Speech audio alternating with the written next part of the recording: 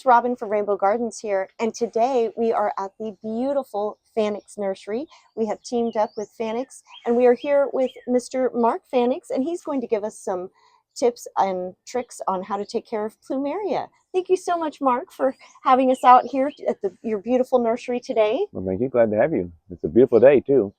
So the one fun thing that's happening this year with Plumerias that I'm not liking is just cool weather. I love the cool weather. Yes. But although Plumerias are starting to grow and they're leafing out, they're very much behind from what last year's temperatures were. So last year when it was 90 degrees already in April, they were much farther along and they were doing a lot much better. But this year it's a much slower process getting them out, but we're on the way. Yes. Now here in San Antonio, what is recommended for planting these things? Do they go in a pot or in the ground, or what are we looking for? So the cool thing about these plants is you can do both. Oh. So we do container growing, which that's what I do mostly myself at the house. We use a light potting soil mix. It can be a peat moss, perlite, soil conditioner, pine bark mix, or you can buy a local brand that we all like to sell, like Fox Farm or Spoma, one of those brands. Something very nice and loose. Okay. It needs to be well drained.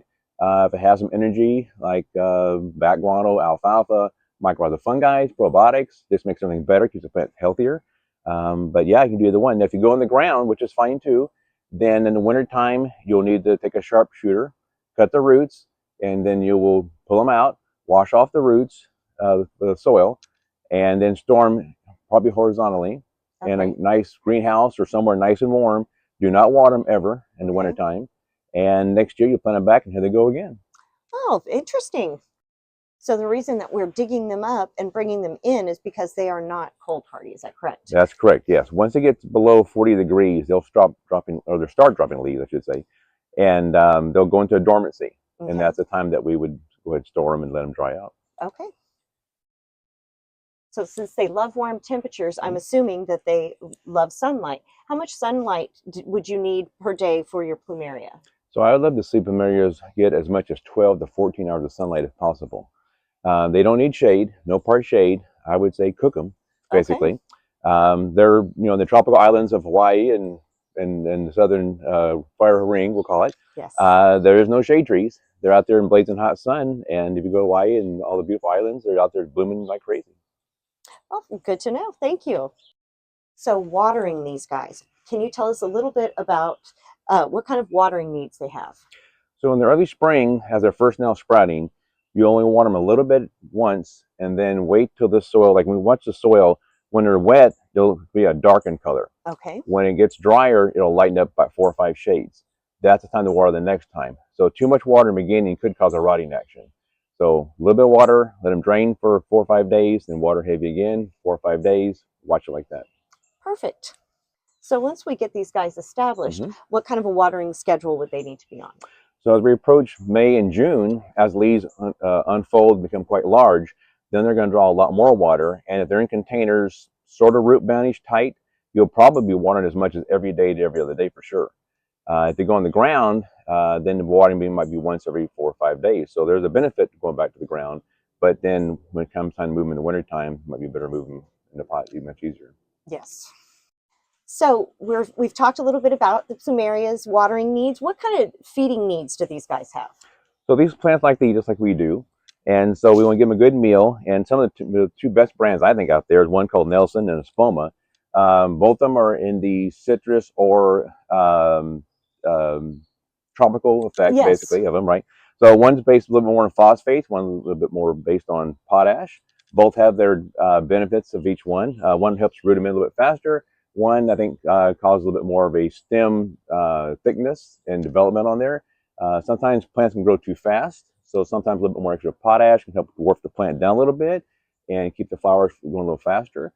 And then if feeding is not, your cup of tea, you don't know when to do it all the time, Osmond Coat is a great substitute, and that'll last you up to 6 months. So you can put one application down, and it'll feed for 6 months, and you're done. Oh, that's wonderful. Wonderful. Very good information. Thank you. So as far as feeding goes, how often, and is there any kind of a special way that we should feed these guys? So we should start feeding sometime in about April, like we are now, early May. And then I would stop probably around September, let them go sleep after that. Okay. And depending on which fertilizer we use, always top feed. and be up to a handful, up to 2 handfuls, depending on what size pot it is, or in the ground again. And always apply evenly around the drip line. So keep it away from the base of the plant, but start where the outside roots are and then expand it as the plants grow. Wonderful, thank you. You're welcome. Are there any particular pests or diseases or anything in particular that we need to worry about with our Plumeria? Unfortunately, yeah, there are some insects and diseases both. Fungus can be a problem. Normally that's on the leaves only. Okay. That can be controlled through some products like F-Stop, or there's some organic ones also out there we can use. We can use cold pressed neem oil, which would also help with some of the insects, which would be aphids or possibly scale. Mealybugs kind of like them too, unfortunately. All of it's very controllable, so don't worry. Just apply weekly at first, and all the symptoms should go away within 2 or 3 weeks, and we should be having healthy plants again. Great. So, Mark, how tall does a typical Plumeria get at mature height? So some Plumerias, like this variety and some other ones, typically will stop somewhere about 4 to 6 feet of height. Okay. And that's considered dwarf, because the big ones could be in their natural habitat, could go up to about 15, 20 feet. Wow. But typically we hold them in a container. What's kind of cool about containers, that would actually semi-dwarf them automatically because it controls the root system. Now, a plant like this, when you first purchase them, you can kind of see that there's more dirt than there is root. Like we dig down, I'm not finding really any roots yet. So there's no need to push this into a bigger pot like this instantly. So just keep it in a size pot for a while. When you start seeing roots starting to crawl across the top up here or come out the bottom, then we'll move up to the next size pot. Not too much at one time, because and the reason for that is if we get too big of a pot, we tend to water too much. Here comes the rot coming back in again. Gotcha. So slow steps up. Wonderful. Now, is this a typical growth pattern?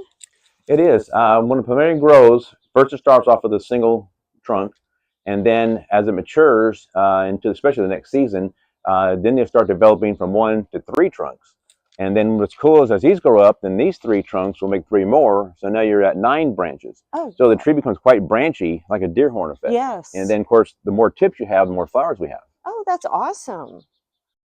So tell us some of your favorites. Are there any particulars you'd like to talk about? Maybe they have big blooms or a nice fragrance? I like them all, but the ones that kind of stand out to me, there's one called Lord Byron, which is a huge flower of 4.5 inches across. And then there's also a Dynamite, which is equally as large.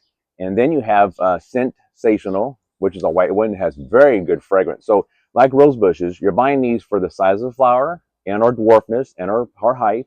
And at the same time, they smell great on the majority of them. That's wonderful. We just want to thank Mark and Fanicks Nursery for having us out today.